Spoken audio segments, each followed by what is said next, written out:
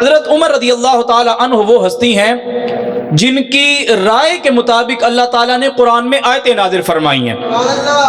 حالانکہ قرآن نازل کرنے والا اللہ ہے، سینہ مصطفیٰ پہ نازل کرنا ہے، اللہ کی مرضی جو آیت مرضی نازل فرمائے، وہ ہر چیز پہ قادر ہے، وہ جو چاہے کر سکتا ہے۔ لیکن اللہ نے کرم فرمایا، جو رائے حضرت عمر نے پیش کی، اللہ نے اس رائے کو قرآن بنا کے مصطفیٰ کے سینے پہ نازل فرما دیا۔ کئی آیات حق تعالیٰ نے ان کی منشا پہ اتاری ہیں۔ ہوا ثابت کہ سنتا ہے خدا فاروق اعظم کی، اللہ تعالیٰ حضرت فاروق اعظم کی سنتا ہے، اور ان کی سن کے، ان کی مان کے اور ان کی رائے کا احترام کرتے ہوئے اللہ تعالیٰ قرآن میں وہ آیت نازل فرما دیتا ہے۔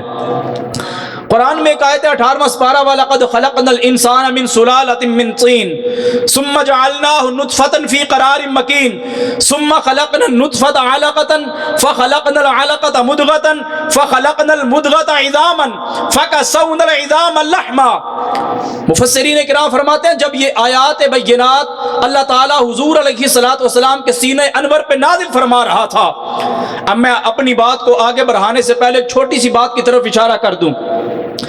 اللہ تعالیٰ نے نزول قرآن کے حوالے سے فرمایا لو انزلنا هذا القرآن على جبل لرأيته خاشعا متصدعا من خشیۃ اللہ، فرمایا اگر ہم اس قرآن کو پہاڑوں پہ نازل کرتے تو خشیت الہی سے یہ پہاڑ ریزہ ریزہ ہو جاتے، یعنی قرآن کو برداشت نہ کر سکتے۔ یہ سینہ مصطفیٰ کا کمال دیکھیں، جس چیز کو پہاڑ برداشت نہیں کر سکتے تھے اللہ تعالیٰ نے وہ قرآن میرے مصطفیٰ کے سینے پہ نازل فرما دیا۔ اب آپ اندازہ کریں کہ ایک پہاڑ کتنا وزنی ہوتا ہے، کتنا طاقتور ہوتا ہے۔ ایک چھوٹی سی عمارت کا مقابلہ بندہ نہیں کر سکتا، تو ایک پہاڑ وہ کتنا وزنی ہوگا۔ تو ثابت ہوا اللہ نے اتنی طاقت پہاڑ کو عطا نہیں فرمائی جتنی طاقت اللہ نے میرے مصطفیٰ کے سینے کو عطا فرمائی ہے۔ تو اگر حضور کے سینے کا کمال یہ ہے تو پورا وجود مصطفیٰ کو اللہ نے کتنی طاقت عطا فرمائی ہوگی۔ میں عرض کر رہا تھا کہ جب یہ آیات بینات اللہ تعالیٰ حضور کے سینے اطہر پہ نازل فرما رہا تھا، نبی علیہ الصلوۃ والسلام ان کی تلاوت کرتے ہوئے جا رہے تھے۔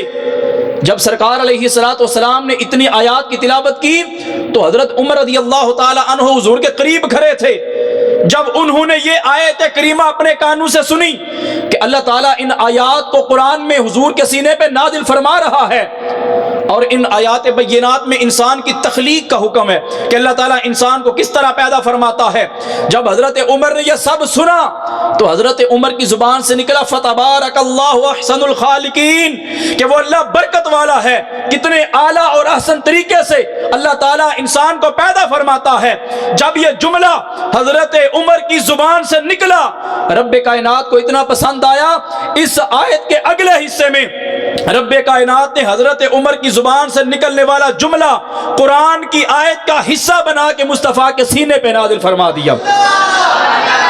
تو اس لیے عزیزان محترم طالب علموں، ہمیں ان تمام چیزوں کا پتہ ہونا چاہیے کہ اللہ تعالیٰ نے صحابہ کو کتنا مقام و مرتبہ عطا فرمایا ہے اور اہل بیت اطہار کو کتنا مقام و مرتبہ عطا فرمایا ہے۔